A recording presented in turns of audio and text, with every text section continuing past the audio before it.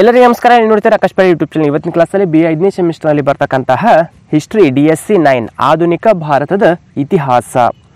ಇದರಲ್ಲಿ ಏನಪ್ಪಾ ಅಂತಂದ್ರೆ 10 ಮತ್ತು 15 ಅಂಕದ ಪ್ರಶ್ನೆಗಳು ಸಹ ಹಾಗೂ ಉತ್ತರಗಳು ಸಹ. ಇಲ್ಲಿ ಏನಪ್ಪಾ ಅಂತಂದ್ರೆ ಯಾವ ರೀತಿಯಾದಂಥ ಕ್ವಶನ್ಗಳು ಬರ್ಬೋದು ಅಂತಕ್ಕಂಥದ್ದು ಇವತ್ತೇನಪ್ಪಾ ಅಂತಂದ್ರೆ ನಾವು ತಿಳ್ಕೊಳ್ಳೋಣ ಬನ್ನಿ.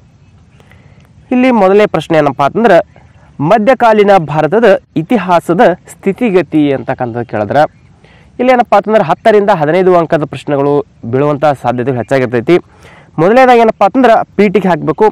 ಅದಾದ ತಕ್ಷಣ ಮೊದಲನೇದು ರಾಜಕೀಯದ ಸ್ಥಿತಿಗತಿ ಇದೆ, 2 ಸಾಮಾಜಿಕ ಸ್ಥಿತಿಗತಿ, ಆರ್ಥಿಕ ಸ್ಥಿತಿಗತಿ ಅಂತಕ್ಕಂಥ 3 ಸ್ಥಿತಿಗತಿಗಳೇನಪ್ಪಾ ಅಂತಂದ್ರೆ ಈ ಒಂದು ಮಧ್ಯಕಾಲೀನ ಭಾರತದ ಇತಿಹಾಸದಲ್ಲಿ ಬರ್ತಕ್ಕಂಥ ಸ್ಥಿತಿಗತಿಗಳು. ಕೊನೆಯದಾಗಿ ಉಪಸಂಹಾರ ಹಾಕಬೇಕು. ಇನ್ನು ಎರಡನೇ ಕ್ವಶನ್ ಏನಪ್ಪಾ ಅಂತಂದ್ರೆ ಪ್ಲಾಸಿ ಕದನದ ಕಾರಣಗಳು ಮತ್ತು ಪರಿಣಾಮಗಳು ಅಂತಕ್ಕಂಥ ನಿಮ್ಗೇನಾದರೂ ಕೇಳಿದ್ರಪ್ಪ ಅಂತಂದ್ರೆ ಇಲ್ಲೇನಂದ್ರೆ ಮೊದಲನೇದಾಗಿ ಏನಂದ್ರೆ ನೀವು ಪೀಠಿಗೆ ಕಂಪಲ್ಸರಿ ಹಾಕಬೇಕಾಗ್ತದೆ. ಅದಾದ ತಕ್ಷಣ ಕಾರಣಗಳು ಅಂತಕ್ಕಂಥದ್ದು ಬರೆದು ಕೆಳಗೆ ಒಂದೊಂದಾಗಿ ಈ ಒಂದು ಪ್ಲಾಸಿ ಕದನದ ಕಾರಣಗಳ ಬಗ್ಗೆ ಬರಿಬೇಕಂದ್ರೆ ಇಂಗ್ಲಿಷರು ಕೋಟೆ ಕಟ್ಟಿಕೊಳ್ಳಲು ಆರಂಭಿಸಿದಾಗ, 2 ಬಂಗಾಳ ನವಾಬರ ಆಕ್ಷೇಪ, ವ್ಯಾಪಾರದ ಗೊಂದಲ, ಕೃಷ್ಣ ವಲ್ಲಭನಿಗೆ ಇಂಗ್ಲಿಷರ ಆಶ್ರಯ, ನವಾಬನ ಅಧಿಕಾರ ಬ್ರಿಟಿಷರು ಒಪ್ಪದಿರುವುದು, ಇಂಗ್ಲಿಷರ ಕೋಟೆ ಆಕ್ರಮಣ, ಕಪ್ಪು ಕಿಂಡಿಯ ದುರಂತ, ಫ್ರೆಂಚರಿಗೆ ಆಶ್ರಯ, ಹಿಂದೂಗಳಿಗೆ ಆಶ್ರಯ, ತತ್ಕ್ಷಣದ ಕಾರಣ, ಕೊನೆಯದಾಗಿ ಉಪಸಂಹಾರ. ಇಷ್ಟು ಏನಪ್ಪ ಅಂತಂದ್ರೆ ಈ ಒಂದು ಪ್ಲಾಸಿ ಕದನದ ಕಾರಣಗಳಲ್ಲಿ ಏನಪ್ಪ ಅಂತಂದ್ರೆ ಪಾಯಿಂಟ್ಸ್ ಹಾಕಿಸಿದ್ರೆ ಅದ್ರ ಕೆಳಗೆ ನೀವು ಸರಿಯಾದ ರೀತಿಯಿಂದ ವಿವರಣೆ ಕೊಟ್ಟಿದ್ಯಾ ಅದಲ್ಲಿ ಏನಪ್ಪ ಅಂತಂದ್ರೆ ನಿಮಗೆ 15 ಅಂಕಗಳಲ್ಲಿ ದೊರೆತಿರ್ತಾವೆ. ಇಲ್ಲಿ ಕಾರಣಗಳಾದವು. ಇನ್ನು ಪರಿಣಾಮಗಳನ್ನು ನೋಡೋದಾದ್ರೆ ಅಲ್ಲಿ ಕೂಡ ಏನಪ್ಪ ಅಂತಂದ್ರೆ ಮೊದಲನೇದಾಗಿ ಪೀಠಿಗೆ ಹಾಕಬೇಕು. ತಕ್ಷಣ ಇಂಗ್ಲಿಷರ ಪ್ರಾದೇಶಿಕ ವಿಸ್ತರಣೆ ಮೊದಲನೇದಾಗಿ, 2 ಇಂಗ್ಲಿಷರ ಆರ್ಥಿಕ ಲಾಭ ಪಡೆದುಕೊಂಡರು, ಬ್ರಿಟಿಷರಿಗೆ ರಾಜಕೀಯದ ಲಾಭವಾಯಿತು, ಇಂಗ್ಲಿಷರಿಗಾದ ವಾಣಿಜ್ಯದ ಲಾಭಗಳು, ಇಂಗ್ಲಿಷರಿಗೆ ದೊರೆತ ನೈತಿಕ ಬೆಂಬಲ, ಬ್ರಿಟಿಷರ ವಿಜಯ, ಕೊನೆಯದಾಗಿ ಉಪಸಂಹಾರ. ಇವೆರಡು ಏನಪ್ಪ ಅಂತಂದ್ರೆ ಪ್ಲಾಸಿ ಕದನದ ಏನಪ್ಪ ಅಂತಂದ್ರೆ ಕಾರಣಗಳು ಹಾಗೂ ಪರಿಣಾಮಗಳಾದವು. ಇನ್ನು ಮೂರನೇ ಕ್ವಶನ್ ಬಕ್ಸಾರ್ ಕದನದ ಕಾರಣಗಳು ಮತ್ತು ಪರಿಣಾಮಗಳನ್ನು ವಿವರಿಸಿರಿ ಅಂತಕ್ಕಂಥ 15 ಅಂಕದ ಪ್ರಶ್ನೆಗಳೇ ನಿಮಗೆ ಕೇಳ್ಬೋದು. ಇಲ್ಲಿ ಕೂಡ ಏನಂದ್ರೆ ಮೊದಲನೇದಾಗಿ ಪೀಠಿಗೆ ಹಾಕಬೇಕು. ಸೆಕೆಂಡ್ ಒನ್ ಕಾರಣಗಳು ಅಂತಕ್ಕಂಥ ಹಾಕಿ ಮೊದಲನೇದಾಗಿ ಕಾರಣ ಅಂದರೆ ರಾಜಕೀಯದ ಕಾರಣ. ಇನ್ನು 2 ಮೀರ್ ಕಾಸಿಮ್ ಇಂಗ್ಲಿಷರ ವ್ಯಾಪಾರಕ್ಕೆ ತಡೆಯೊಡ್ಡಿದ್ದನು. 3 ಇಂಗ್ಲಿಷರ ಹಡಗುಗಳಿಗೆ ತಡೆ ಮತ್ತು ಠಾಣೆಗಳ ಸ್ಥಾಪನೆ. 4 ಕಂಪನಿಯು ನೌಕರರ ಮೇಲೆ ದಬ್ಬಾಳಿಕೆಯೂ ಕೂಡ ಇದೊಂದು ಕಾರಣ, ತತ್ಕ್ಷಣದ ಒಂದು ಕಾರಣ. ಇನ್ನು ರಾಮನ ನಾರಾಯಣರ ಕೊಲೆ. ಇನ್ನು ಕೊನೆಯದಾಗಿ ಏನಂದ್ರೆ ಉಪಸಂಹಾರ ಕಂಪಲ್ಸರಿ ಹಾಕಿ ಕನ್ಕ್ಲೂಷನ್ ಬರೆದು ಇದ್ರ ಬಗ್ಗೆ ಬರೀಬೇಕು. ಇನ್ನು ಇದರದ್ದೇ ಆದಂಥ ಪರಿಣಾಮಗಳು ಯಾವ ರೀತಿ ಇದ್ದಾವೆ. ಮೊದಲನೇದಾಗಿ ಪೀಠಿಗೆ ಹಾಕ್ತೀರಾ. ಸೆಕೆಂಡ್ ಒನ್ ಆಗಿ ಮೀರ್ ಜಾಫರ್ ನವಾಬನಾಗಿ ನೇಮಕ, ಬ್ರಿಟಿಷ್ ಸಾಮ್ರಾಜ್ಯಕ್ಕೆ ಅಡಿಪಾಯ, ಸೈನಿಕ ದೌರ್ಬಲ್ಯ ಬಹಿರಂಗ, ಯುದ್ಧ ಪರಿಹಾರ, ಅಲಹಾಬಾದ್ ಒಪ್ಪಂದ, ಉಪಸಂಹಾರ. ಇವೆರಡು ಏನಪ್ಪ ಅಂತಂದ್ರೆ ಕಾರಣಗಳು ಮತ್ತು ಪರಿಣಾಮಗಳು ಯಾವುದ್ರದ್ದು ಬಕ್ಸಾರ್ ಕದನದ್ದು. ಇನ್ನೇನಪ್ಪ ಅಂತಂದ್ರೆ ನಾವು 4ನೇ ಪ್ರಶ್ನೆಗೆ ಹೋಗೋದಾದ್ರೆ ಆಂಗ್ಲೋ ಮೈಸೂರು ಯುದ್ಧಗಳು ಅಂತಕ್ಕಂಥ ಅದು ಏನಪ್ಪ ಅಂತಂದ್ರೆ 4 ಯುದ್ಧಗಳಾದು. ಯಾವ ರೀತಿಯಾದಂಥ ಯುದ್ಧಗಳಾದು ಅಂತಕ್ಕಂಥದ್ದು ನೋಡಿದ್ರೆ ಮೊದಲು ಅದಕ್ಕೆ ಕೂಡ ಪೀಠಿಗೆ ಹಾಕಿ ಅದ್ರ ಬಗ್ಗೆ ಬರೆದು ಸೆಕೆಂಡ್ ಒನ್ ಆಗಿ ಮೊದಲನೇ ಆಂಗ್ಲೋ ಮೈಸೂರು ಯುದ್ಧ ಯಾರ ನಡುವೆ ಆಯಿತು ಅಂದ್ರೆ ಹೈದರ್ ಅಲಿ ಮತ್ತು ಕರ್ನಲ್ ಸ್ಮಿತ್ ನಡುವೆ ಆಯಿತು.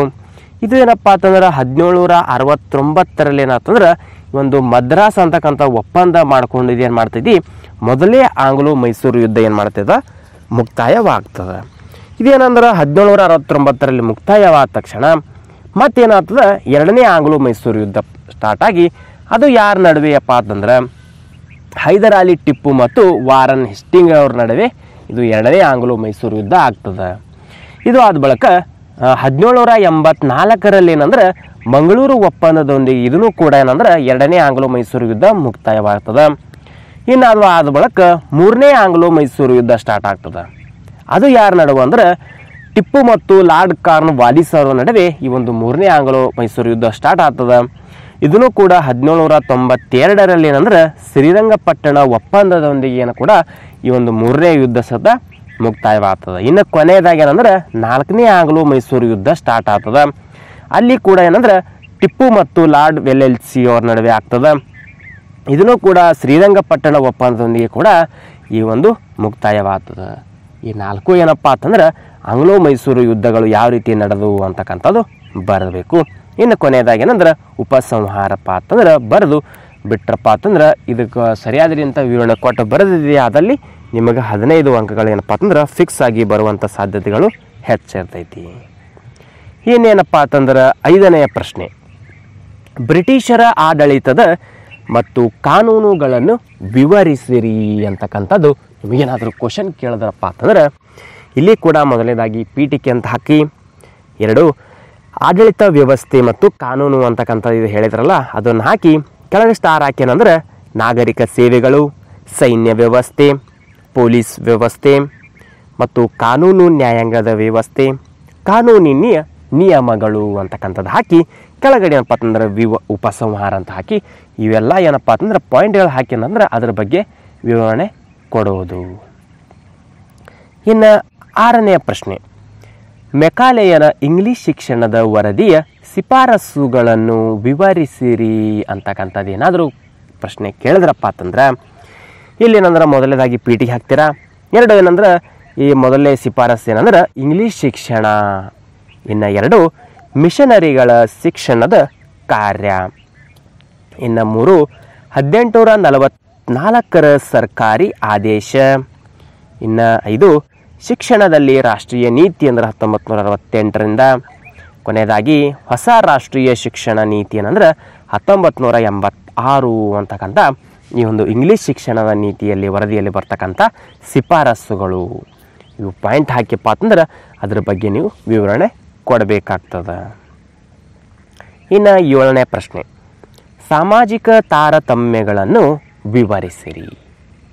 ಇಲ್ಲೇನಪ್ಪ ಅಂತಂದ್ರೆ ಸಾಮಾಜಿಕ ತಾರತಮ್ಯಗಳು ವಿವರಿಸಿರಿ ಅಂತಂದ್ರೆ ಮೊದಲನೇ ತಾರತಮ್ಯ ಬರ್ತದೆ ಜಾತಿ ತಾರತಮ್ಯ. 2 ಅಸ್ಪೃಶ್ಯತೆ ಮತ್ತು ಲಿಂಗ ತಾರತಮ್ಯ. 3 ಬಂಗಾಳದ ಕೂಲಿನಿಸಮ್, ಸತಿ ಪದ್ಧತಿ, ಸ್ತ್ರೀ ಶಿಶು ಹತ್ಯೆ ಮತ್ತು ವಿಧವಾ ವಿವಾಹ. ಕೊನೆಯದಾಗಿ ಉಪಸಂಹಾರ. ಇಷ್ಟೇನಂದ್ರೆ ಸಾಮಾಜಿಕ ತಾರತಮ್ಯಗಳು.